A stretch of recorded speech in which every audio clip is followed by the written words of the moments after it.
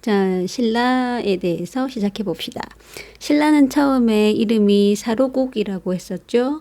알에서 태어난 박혁거세와 석탈해, 황금상자에서 나온 김알지의 후손들이 왕이 되었던 나라죠. 지도에서는 한반도 동남쪽에 있었고요. 신라는 초반에는 왕을 왕이라고 부르는 게 아니라 다른 명칭으로 불렀어요. 박혁거세는 거서간이라고 불러서, 그러니까 박혁거세가 왕이 됐을 때에는 혁거세 거서간이라고 부릅니다. 그 다음은 남해였는데 남해가 왕이 됐을 때는 차차웅이라고 불러요. 그래서 남해 차차웅 이렇게 부르죠. 근데 이런 건 다 기억하기는 어려우니까 그냥 신라에는 왕을 뜻하는 명칭이 여러 가지가 있었구나 하고 듣고 넘어갑시다. 그 다음부터는 쭉 왕을 뭐라 부르냐면 이사금이라고 불러요. 이사금이 무슨 뜻이냐면 치아가, 우리 이 있죠? 치아가 많다는 뜻이에요. 아이는 이가 아직 다 나지 않고 빠져 있어서 치아가 적잖아요. 그 치아가 많다는 건 나이가 많다. 나이가 많으면 지혜롭고 아는 게 많다. 그래서 가장 지혜로운 사람이 왕이다. 그러면 치아가 많다는 뜻으로 이사금 이렇게 불렀다고 해요. 그래서 그 다음 왕들 명칭이 유리 이사금, 탈해 이사금, 그리고 탈해 이사금은 석탈해가 왕이 된 후에 부르는 명칭이거든요. 그 다음이 바사 이사금, 지마 이사금, 일성 이사금, 아달라 이사금, 벌휴 이사금, 내해 이사금, 조분 이사금, 첨해 이사금, 미추 이사금, 너무 많네요. 유래 이사금, 기림 이사금, 흘해 이사금, 이 차례로 왕의 자리에 앉아서 신라를 통치합니다. 이거 다 몰라도 괜찮습니다. 그냥 초반에는 신라왕을 이사금이라고 불렀구나, 이 정도만 기억나면 됩니다. 자, 그 다음 왕이 내물왕인데요. 사실 내물왕도 왕이라고 표현한 게 아니라 이때부터는 왕을 또 마립간이라고 불러요.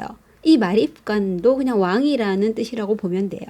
내물 마립간, 실성 마립간, 눌지 마립간, 자비 마립간, 소지 마립간이 있었는데 우리는 좀 말하기 편하게 내물왕, 실성왕, 눌지왕, 자비왕, 소지왕이라고 부릅시다.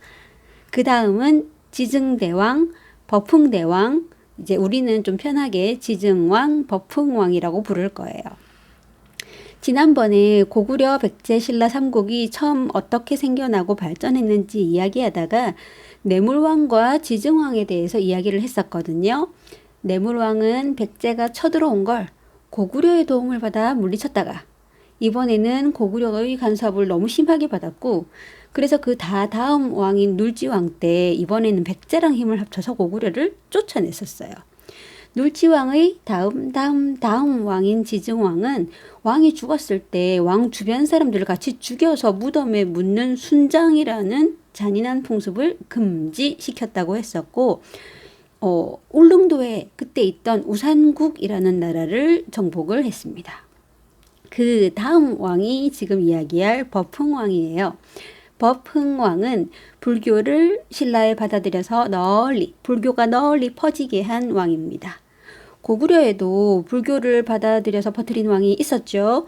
고구려의 소수림 왕이 먼저 받아들여서 퍼지게 했었고, 소수림 왕이 고구려를 통치했던 시기가 371년에서 384년이거든요.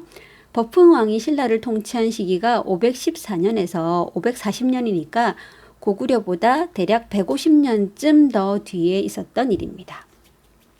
불교는 부처님 말씀을 따르는 종교인데 왕이 부처님과 같다 이렇게 말을 했거든요. 그러니까 불교가 퍼지면 백성들이 왕의 말을 부처님 말씀처럼 다들 잘 따르게 되고 왕의 권력, 왕권이 세지겠죠.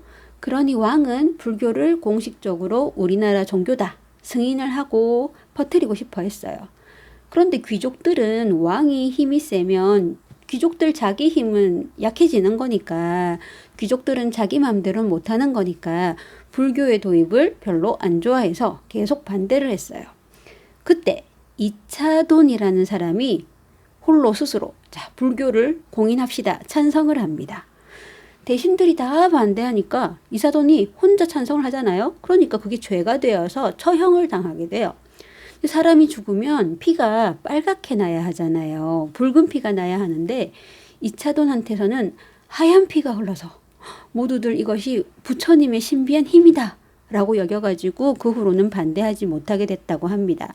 그래서 이차돈 덕분에 법흥왕은 불교를 공인을 하고 신라의 공식 종교는 불교가 됩니다. 그런데 정말 사람이 죽었는데 하얀 피가 나왔을까요? 이상하잖아요. 하얀 피 가진 사람은 없거든요, 실제로는. 너무 오래된 옛날 이야기들은 진짜 이야기와 지어낸 이야기가 좀 섞여 있는 일이 많이 있습니다. 실제로 알에서 사람이 태어나지는 않잖아요. 근데 그래도 알에서 태어났던 사람이 있는 것처럼 누가 이 이야기를 좀 멋있게 만들려고 지어내서 덧붙인 게 아닐까 이렇게 생각합니다. 법흥왕 다음은 진흥왕인데 진흥왕에 대해서는 또 다음에 이야기해 봅시다.